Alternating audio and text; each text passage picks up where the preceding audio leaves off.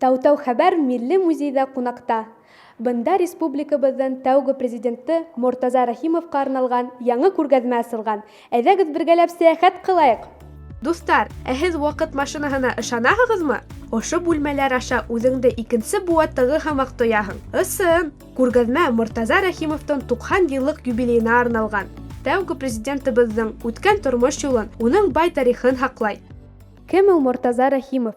Мортаза Рәхимов ул Башҡортостан Республикаһының беренсе президенты, Күгәрсен районында тыуған.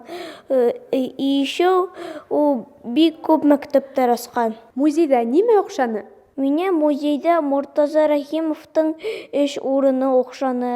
Уның эш кейеме, наградалары.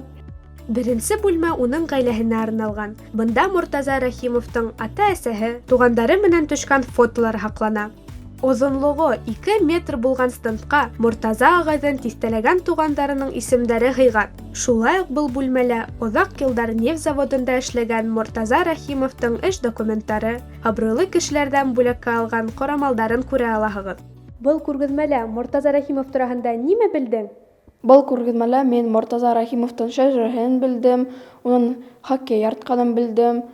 Мортаза Рәхимов бик бөйөк кеше булған, ул Башҡортостан өсөн күп эштәр эшләгән.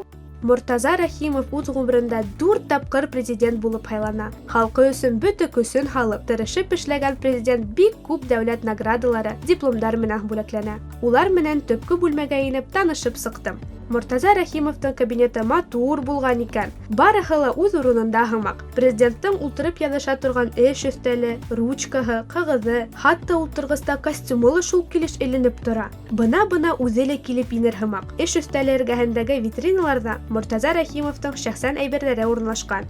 Ә стенала Салауат Юлаев хоккей командаһы бүләк иткән форма эленеп тора. Мортаза ағай хоккей яратҡан. Бындағы һәр бер экспонат республикабыҙҙың тәүге президенты оло йөрәкле, бөйөк кеше булғаны тураһында һөйләй. Мортаза Рәхимов тураһында күберәк белгегеҙ килһә, Милли музейға килегеҙ. Гөлназ Нуғаманова, Дан Хамитов, Тау-тау хәбәр өсөн.